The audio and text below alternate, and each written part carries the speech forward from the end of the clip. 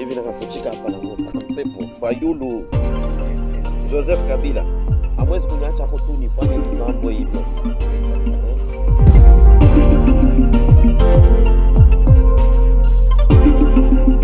Nifanye nini mwenyewe huyu?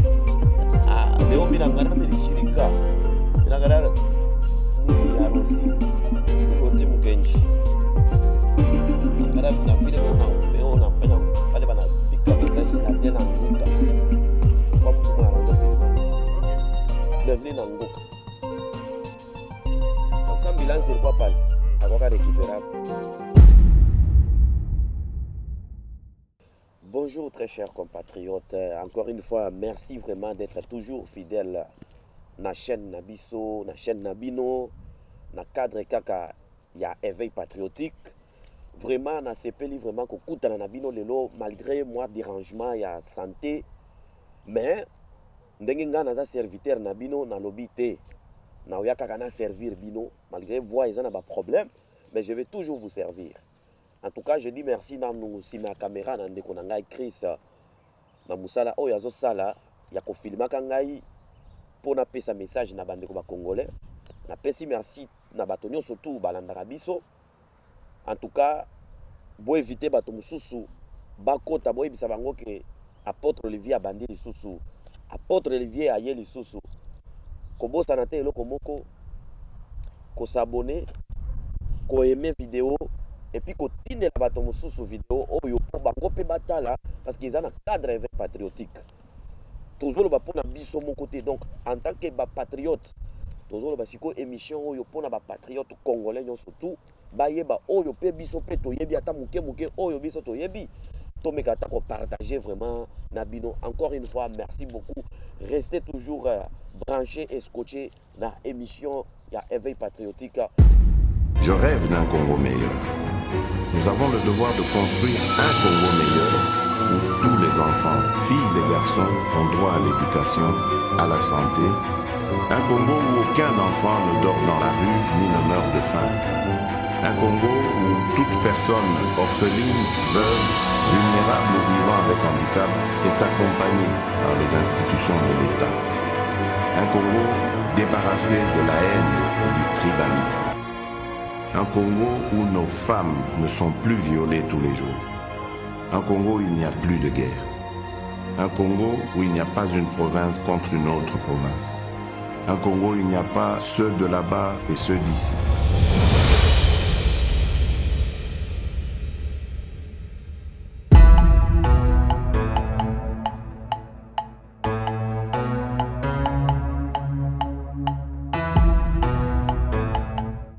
Encore une fois, merci très chers compatriotes.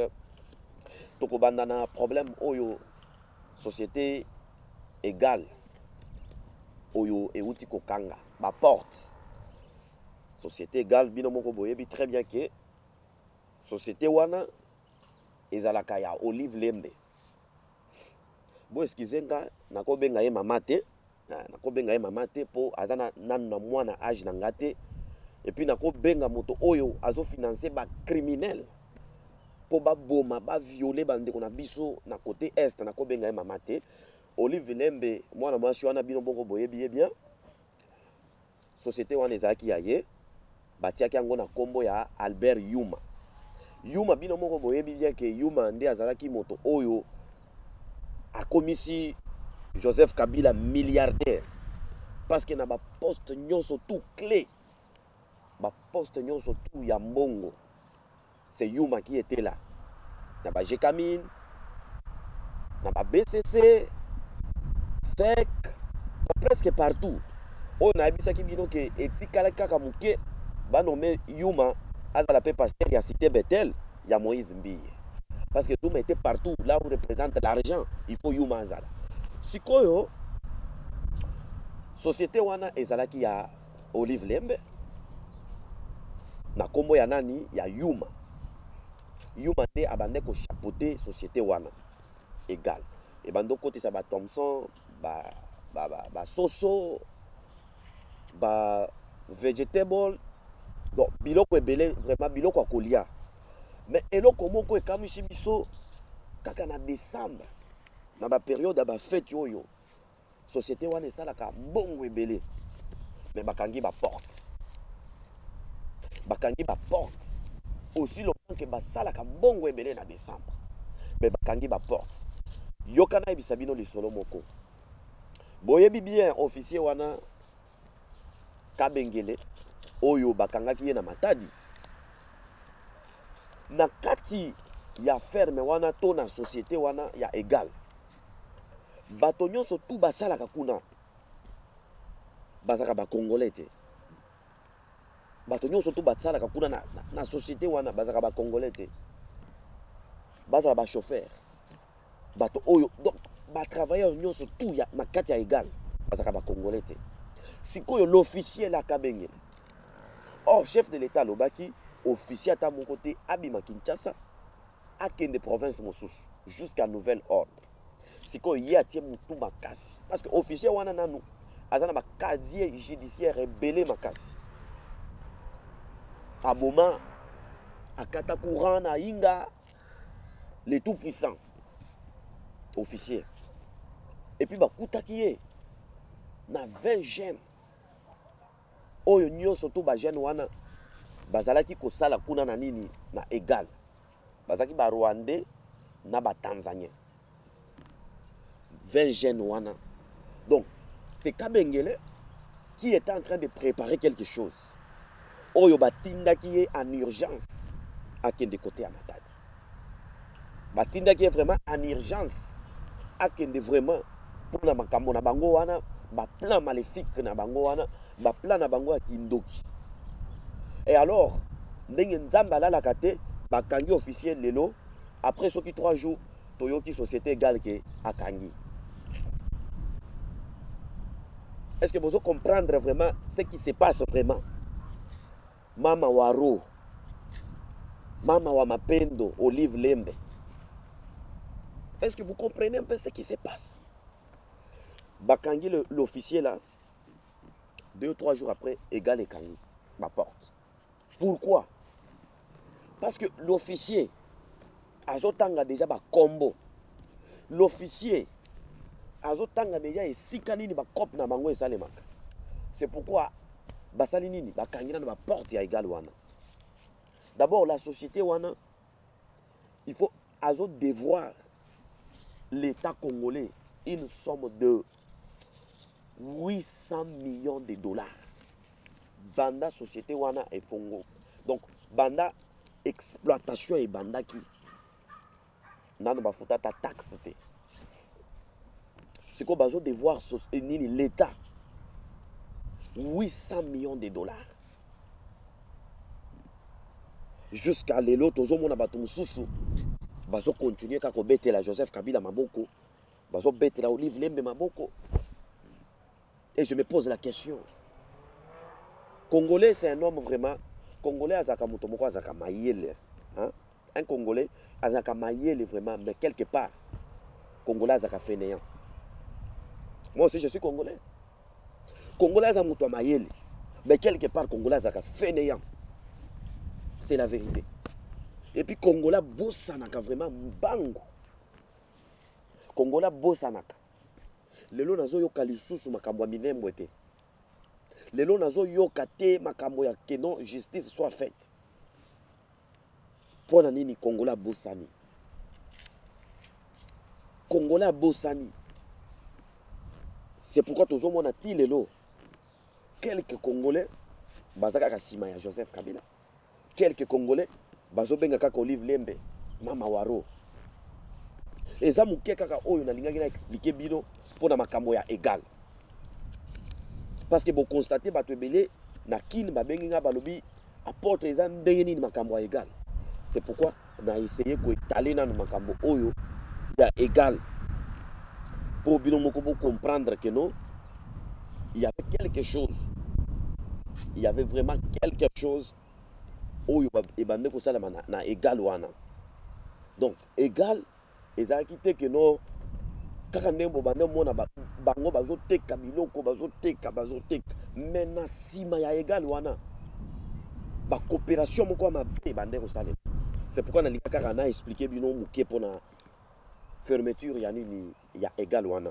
nazo continuer les sous na ba news. Tomonaki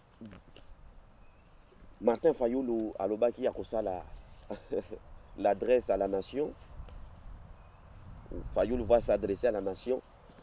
Moi, je pensais que ça va se passer à la RTNC, chaîne nationale.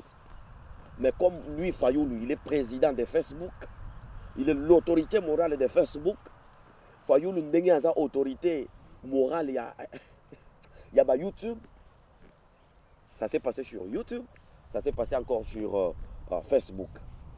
Et puis, discours, il y a Martin Fayulu. C'était juste la haine. Martin Fayulu, il a dans peu de temps. Il a jalousie, na haine. Martin Fayulu, na kati na yewana. Martin Fayulu a yebi très bien. Qui est le traître? Il y a Genève. Martin Fayulu a yebi. Nanya za traître à Genève. Qui d'autre que c'est lui-même Martin Fayulu? Et le traître il y a Genève. Pesanga voix, n'a pas pesa yo voix. Il y a zui voix. A pesi ya yemoko, a tieli penini matungulu voix. Même Kamer aussi, un traître aussi. Quand Kamer a appris que le président Tshisekedi a bimi na makambo à Genève, voilà. Kamer est parti. Le coup la caméra est opportuniste. Biloko moko vraiment, c'est que Martin Fayulu a dit, ça n'a pas de sens. Martin Fayulu azolo bakeno. D'abord, makamona no oyo Fayulu a bandé kolo bakeno. Moïse Bemba n'ont jamais vraiment financé ni la Mouka. Bazaki n'a pas partenaire étranger. Donc ce qui veut dire, les partenaires qui finançaient la Mouka, c'est Joseph Kabila qui finance maintenant Martin Fayulu. Pour Abanda Koleka, ça là théâtre.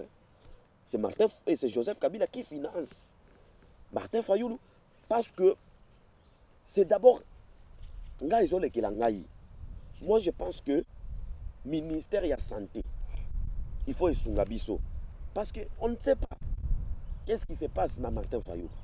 Ministère de la santé et Sungabiso vraiment dans Martin Fayulu. CNPP quand ndenge bo sunga qui vraiment né moins dans semi bo sunga pe Fayulu. Fayulu a un problème na mutu na yewana parce que depuis Libanga oyo ba beta ki Fayulu na mutu. C'est pourquoi lelo Fayulu parle toujours le contraire ya makambo. Libala ekufwa. Libala FCC ekufwa. Libala ekufwa. Dans un problème na Félix c'était. Dans un problème na mariage. Lelo mariage ekweyi. Fayulu tu veux quoi encore s'il vous plaît? Tu veux quoi encore vraiment? Bandeko nanga ba Congolais boye bisanga Fayulu alingi nini parce que na kati kaka éveil patriotique tous essayer ko éveiller conscience ya ba Congolais parce que Fayulu n'a pas même de preuves il y a qui a gagné qui ba élection il n'a pas même de preuves il s'est fabriqué lui-même des idées de dire que même le président Tshisekedi le père il avait gagné réellement les élections en 2011 il était le gagnant des élections. Parce que moi, c'est que Joseph Kabila n'a jamais gagné les élections. Depuis 2006, Kabila n'a jamais gagné les élections. 2011, Kabila n'a jamais gagné les élections. Tu sais que dit le père avait aussi prêté serment qu'il a zappé président. Après tout ça, il avait abandonné tout ça. Opposition, bien sûr, opposition à Mbokagnon surtout, opposition il faut ezala. Mais pour Martin Fayulu, ce n'est pas l'opposition, ça. Pour Martin Fayulu, c'est la haine. C'est la haine et la jalousie. Parce que ce n'est pas Félix Tshisekedi. Oh, il y a Tinda qui aucun de nos abagnons. Que Ernako comme président, je vais payer. Non, ce n'est pas lui. D'abord, avoir, moi, Olivier, l'apôtre Olivier que je suis, un apôtre comme moi ici, avoir un président comme Martin Fayulu dans mon pays. Ça, c'est quelle malédiction, ça? Ça, c'est quelle malédiction, ça? J'allais demander à Dieu, qu'est-ce que Bisoba Congolais, tout ça, là, pour tout mériter le Kwaboui. Heureusement, Dieu n'a jamais été corrompu. C'est pourquoi Dieu nous a donné Félix Tshisekedi. Parce qu'on était d'abord, on vivait dans la malédiction avec Joseph Kabila. Parce que Joseph Kabila, c'est la malédiction. C'est la malédiction en personne. Ce que vous avez Joseph Kabila, c'est la malédiction qui est en train de marcher. Joseph Kabila, c'est la malédiction. La malédiction comme ça. Et puis Tozo Alissousou, un Sénégalais, Tozo na tête ya Congo. Regardez quand la face ya Fayoul. Face kaka ya Fayoul, alobakaza soki moto ki quit. Ata koloba kutu ki Congo aye bakati. Ki Congo kutu aye bakati. Banda toyeba Fayoul. Ba membre famille na ye bakufa kapete. Poto kende matanga, bakufa kapete. Basa lokola ba Joseph Kabila. Banda toyeba bango, basa kaka 3. Na 90 combien? Na 97 depuis baya. Bakufa la bato ke na famille. Toyoka jamais bango ke no baké matanga. Ya kulutu na bango, papa leki na bango, soki nini na bango. Depuis baya baza ba immortel famille mobimba, bakufa kate. Vous voulez jouer avec qui? Même Fayoulou là-bas, tu veux jouer avec qui? Tu veux jouer avec qui? La kisabiso tabato oyo otangana bango Martin Fayoulou. La kisabiso parce que dès que si tu me poses moi la question, nako kendo la kisayo na ba classe ngana taka première primaire. Hein? Classe na taka première primaire. Et si gana zo ki diplôme. Diplôme d'état. Et si gana zo ki ba certificat na ngai. Nako la kisayo inde. Alors toi nako kende na famille na ngai nyonso bobima na la kisio Fayoulou regarde. Mais kasio ozala kaka yo moko. Melchisedek. Hein? Moto vraiment bimi kaka de gauche à droite. Parti politique kutu ya Malonga Fayoulou ozanango. Azanango bandeko na ngai ba congolais na 4 patriotique. Eside wana. Eside yebani kaka na changu. Kaka na changu Kinshasa mobimba ba yebi eside na changu. Afanda kana Gombe. Mais jamais ko bande la marche na Gombe. Po yebi ke bato ba yebi ete na Gombe. Mais il dépêche avec Etienne Tshisekedi babande ko banda marche na limité. Ti ba ke Kinshasa mobimba. Fayoulou arrête. Na linga ki kaka na recadrer yo. Tu es une malédiction. Fayoulou c'est une malédiction comme Joseph Kabila. Parce que Fayoulou pour le moment, c'est lui le porte-parole. Na lingi na dévoilé loko. C'est Fayoulou le porte-parole à FCC. C'est Fayoulou le porte-parole à FCC, c'est Fayoulou. C'est Fayoulou qui est le porte-parole à FCC. Nicolo FCC a zolo balisu soutien. Batikel Fayoulou a loba. Lisanga Bonganga, je vais encore recadrer Mouké parce que lui là c'est un cadavre politique. Conséquenté, c'est la vérité. Lisanga Bonganga c'est un cadavre politique. Un cadavre politique. Jusque-là, il n'a jamais quitté officiellement le FCC. Lisanga Bonganga. Il n'a jamais quitté officiellement Alobi Ngai Lisanga Bonganga na longo FCC. Lisanga n'a jamais quitté le FCC. Jusque-là, officiellement. Lokola ba tomsusu a longo FCC Alobi na longo FCC. Lisanga Bonganga batiaki na nouye ministre. Ministre soki a sport. Na récompense ya trahison o ya trahira ki Razop. Razop na récompense wana Joseph Kabila qui est ministre toke Madagascar to betakuna Lisanga Bonganga est parti avec Bandumba basi ya Ndumba yende moto asala ki mboka e pour la jour wana na Madagascar c'est Lisanga Bonganga un cadavre politique quelle malédiction vraiment. Quelle malédiction bato oyo balobi lelo toza ba opposants. Quelle malédiction pour ces pays-là. Hein? Soyez les opposants. Mais vous avez la haine, vous avez la jalousie. Biso R toza ki ba opposants ya nini? Il y a un régime criminel AFDL devenu aujourd'hui FCC.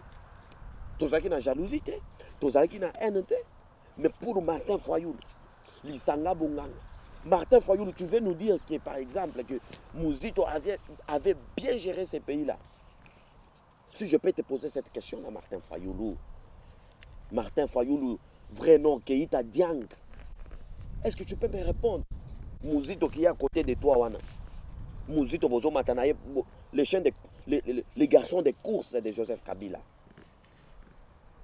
Avait bien géré ces pays. Arrêtez quand même de distraire les Congolais. Tu as fabriqué toi-même.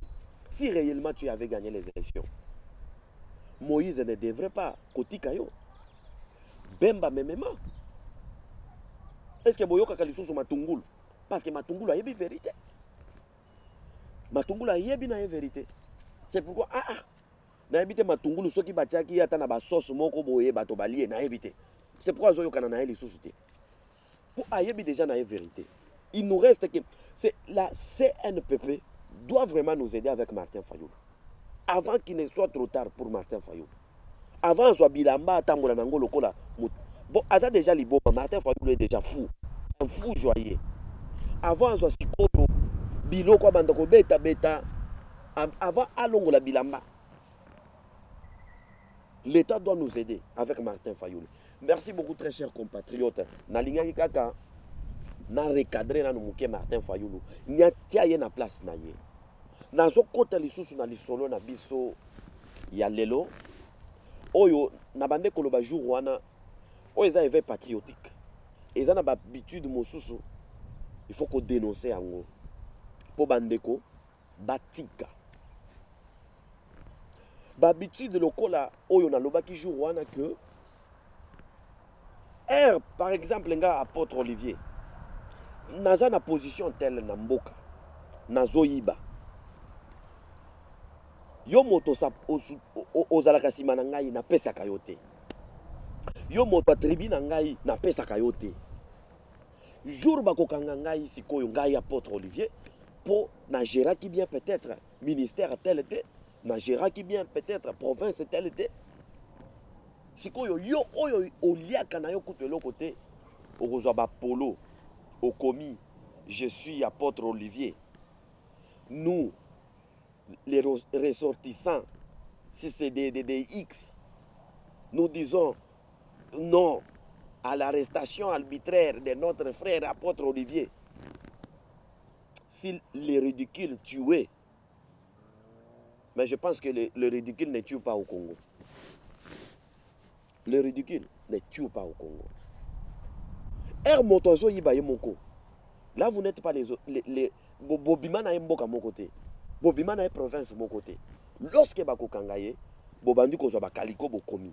Nous devons arrêter tout ça. Nous devons vraiment kotika. Parce que oeza éveil patriotique. Il y a des choses que nous devons d'abord arrêter d'abord. Parce que ça n'a pas de sens. Vital Kamerhe est en train de voler seul. Vital Kamerhe a payé un appartement à Bandako Oyasomi en France. Vital Kamerhe est en prison, mais Bandako est au Tongwa Makaka. Ba chantier Oyatika qui est à côté de prison, ils ont Kendeka Kalikolo. Et vous, Bogozoba Kaliko, Bokomi, nous les ressortissants. Non, il faut arrêter de ça. J'avais encore recadré un cher ami à moi, ce jour-là, qui est Atika. Heureusement, il m'avait appelé, il a dit que non, apôtre vraiment, Ezalaki manque la sagesse. Dengue Salaki est boyé. À comment? Parce que le monsieur avait écrit je suis Mouyej, je suis Zoé Kabila, je suis Kiaboula. Dans le cadre qui est Kakamouké, que quand Kiaboula est en train de voler, quand Mouyej est en train de voler, est-ce qu'il donne ça à ton père? Il te donne aussi. Et mon ami là m'avait appelé, il dit apôtre, Ezakinde manque la sagesse. Na limbisa qui est.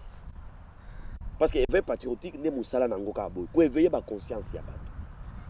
Et puis na pesi sous merci na ba jeune oyo ba boka ki mbela oyo na belela ki bango. Que il faut arrêter avec ma distraction les syndicats. Heureusement Dieu merci, ba jeune ba yoki. Na tomo na bango li sous te ko ba makambo ba syndicat. Je suis très content pour ça. En tout cas, merci beaucoup très chers compatriotes. Pour la fidélité na bino, na émission na biso éveil patriotique. Malgré ba dérangement à santé, boyoki bino ko voix ezaka ka ndenge ezalaka te, mais ndenge naza serviteur na bino na lobaka ka na ya ko sala bino émission, na expliquer bino muke makambo ezo sala na mboka ta muke kaka. C'est pourquoi restez toujours fidèles et branchez aussi dans la chaîne Nabiso. Na pesina nous merci, na bande konyo surtout oyo bazo soutenir biso. Ba Justin de Best, ba Trésor Ntita, ba Pasteur Isidore, ba John Chani, ba tonyo surtout vraiment na pesubino merci.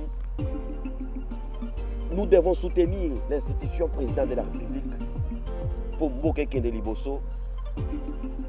Merci beaucoup à tous et à toutes. Et merci beaucoup Nandeko Nangai Chris Nassima Caméra pour la Moussala. Makamonion surtout aux Sala vraiment Nzamba Pamolayo. Que Dieu bénisse la République démocratique du Congo. Que Dieu bénisse les présidents. Que Dieu bénisse le peuple congolais, le peuple choisi par Dieu. Et que Dieu maudisse encore une fois Joseph Kabila. Que Dieu maudisse encore une fois Olive Lembe. Et que Dieu maudisse le FCC. Meilleur vœu à tous et à toutes. Ciao. Tokomona na lisusu na 2021. Merci. À plus.